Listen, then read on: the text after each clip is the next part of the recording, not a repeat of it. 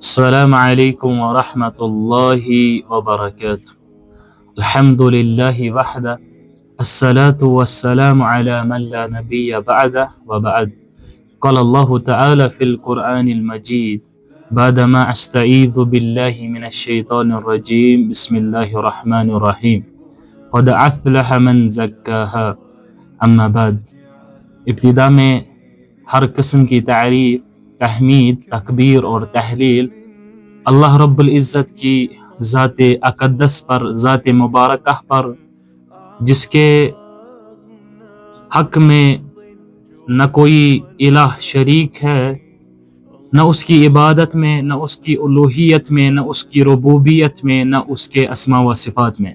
اس کے بعد لا انتہا درود و سلام ہو کائنات کے مکمل کامل رہبر اعظم محمد الرسول اللہ صلی اللہ علیہ وسلم۔ آپ سب سامعین و ناظرین کو پتہ ہوگا کہ جو ہم نے سیریز شروع کی تھی The Reality of Haram Relationships، اس کا آج ایپیسوڈ 2 ہے۔ تو اس حوالے سے ہم نے کچھ چیزیں اس پہلے ایپیسوڈ میں ذکر کی تھی، اور آج بھی اسی سیریز کا دوسرا ایپیسوڈ ہے، اور اس میں ہم کچھ چیزیں ڈسکس کریں گے، اور اس کا جو مین ٹاپک رہے گا وہ رہے گا کہ ہم اس چیز سے کیسے باہر آئیں۔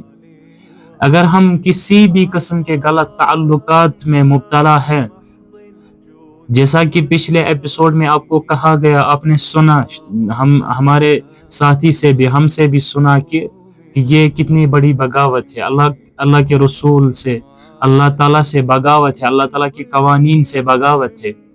تو یہ ساری چیزیں آپ نے سماعت کی۔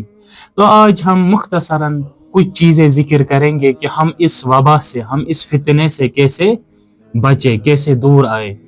تو اس ضمن میں سب سے پہلے ہم کو کرنا یہ چیز ہے کہ ہمیں سب سے پہلے اس چیز کو جو ہے گناہ سمجھنا ہے، کیونکہ اللہ کے رسول نے کہا ما ترکت بعدی فتنۃ ہی اضر علی الرجال من النساء، کہ میں نے اپنے بعد مردوں پہ سب سے بڑا فتنہ جو چھوڑا ہے وہ چھوڑا ہے عورتوں کا فتنہ۔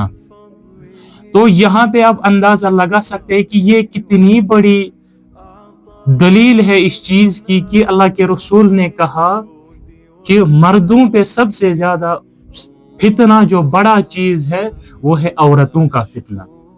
اب جب تعلقات ایسے ہو، ان میں اللہ تعالیٰ کی حدود کو پامال کیا جائے، اللہ تعالیٰ کو ناراض کیا جائے، اللہ کے رسول کی تعلیمات کو جھٹلایا جائے، تو وہ محبت آپ کو سکون نہیں دے سکتی۔ دوسری چیز اس میں وہ یہ ہے کہ آپ جس بھی رشتے میں ہیں، اللہ تعالیٰ کے لیے اس حرام رشتے کو چھوڑ دے۔ اللہ تعالیٰ فرماتے ہیں، اللہ کے رسول صلی اللہ علیہ وسلم نے فرمایا من ترک شیئا للہ عوضہ اللہ خیرا، جو اللہ تعالیٰ کے لیے، اللہ کی رضا کے لیے کوئی چیز چھوڑتا ہے تو اللہ تعالیٰ اس کے لیے اس سے بہترین چیز عطا کرتا ہے۔ اللہ تعالیٰ کے لیے سب سے پہلے اس کو کیا کرنا ہے؟ سب سے پہلا پوائنٹ آیا کہ اس چیز کو گناہ سمجھنا ہے، اس کے بعد میں حدیث بھی گزری، تو اس کے بعد دوسری چیز جو ہے اللہ تعالیٰ کی رضا کے لیے اس چیز کو چھوڑنا۔ ام سلمہ رضی اللہ عنہا صحابی رسول ہے، ان کا شوہر جب انتقال کر گیا تو مؤرخین لکھتے ہیں کہ وہ کہتی ہے، ام سلمہ کہتی ہے کہ ابو سلمہ کی وفات ہو گئی، کہ how can I better than himself, کہ ابو سلمہ سے بہتر کون مجھے دے سکتا ہے۔ اللہ کے رسول گزرے، ان نے ان کو روتے ہوئے دیکھا، اللہ کے رسول نے ان کو ایک دعا سکھائی، کہا اللہم اجرنی فی مصیبتی واخلفی خیرا منہا، اس دعا کو کثرت سے پڑھے۔ تو کچھ دیر کے بعد اللہ تعالیٰ کی رضا سے، اللہ تعالیٰ کی مدد سے، اللہ تعالیٰ کے حکم سے ان کے نکاح میں اللہ کے رسول آتے ہیں۔ This is the infinite level, this is the peak level of کہ جب آپ کسی چیز کو اللہ تعالیٰ کی رضا کے لیے چھوڑتے ہیں کہ اللہ تعالیٰ آپ کو وہ چیز پھر عطا کرتے ہیں کہ وہ کائنات کی سب سے اکمل، انور، اجمل چیز ہوتی ہے۔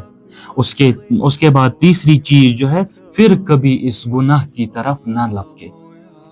جیسا کہ آپ نے علماء سے بھی سنا ہوگا کہ اللہ کے رسول نے کہا کہ الگناہوں سے توبہ کرنے والا شخص ایسا ہے کہ جیسے اس سے کبھی گناہ سرزد ہوا ہی نہیں، اور اللہ کے رسول کی بھی یہی حدیث ہے کہ کل بنی آدم خطا وخیر الخطائین التوابون، کہ بہترین خطا کار، بہترین گناہ کار وہ ہے جس نے گناہ کی اور گناہ کے بعد توبہ کیا۔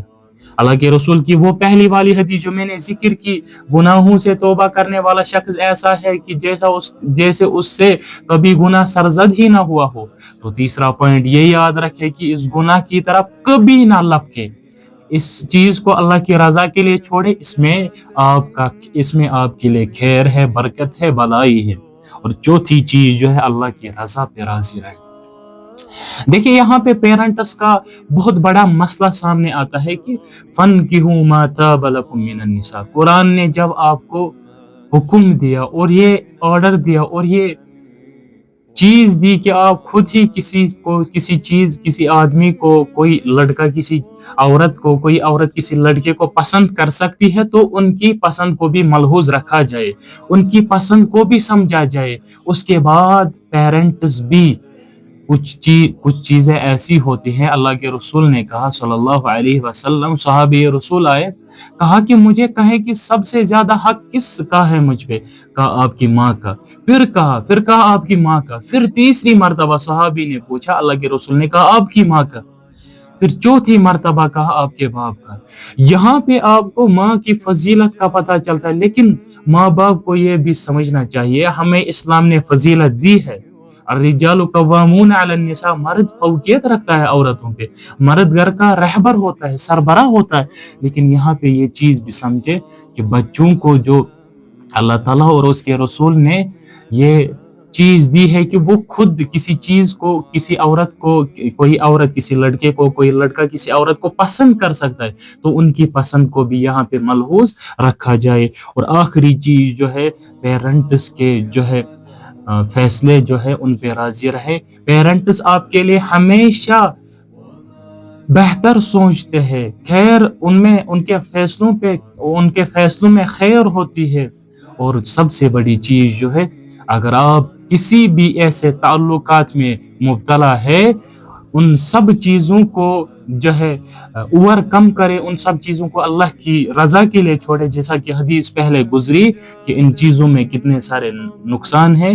اور اللہ تعالیٰ سے ہم دعا کرتے ہیں کہ جو ہماری آخری سیریز ہوگی، اس سیریز جو ہوگی، ہماری آخری ایپیسوڈ جو ہوگا ہماری اس سیریز کا، وہ ہوگا کہ how to approach someone. ہم کسی کو پیرنٹس کے ذریعے، پیرنٹس انوالو کر کے کسی شخص کو کیسے اپروچ کرے، کیسے اس کو نکاح کی دعوت دے۔ اللہ تعالیٰ سے دعا ہے کہ ہم سب کو سمجھنے کی اللہ تعالیٰ سے دعا ہے کہ اللہ تعالیٰ ہم سب کو سمجھنے کی توفیق عطا فرمائے، اور ہم سب کو دین پہ چلنے کی توفیق عطا فرمائے، اور ہم سب کو اپنی عبادت کے لیے مختص کرے۔ اللہ تعالیٰ سے یہی دعا ہے کہ اور ہمارا ایپیسوڈ بھی تیسرا اور آخری آئے گا انشاءاللہ اللہ تعالیٰ کی مدد سے، how to approach someone. تب تک کے لیے اجازت دیجیے گا۔ السلام علیکم ورحمۃ اللہ وبرکاتہ۔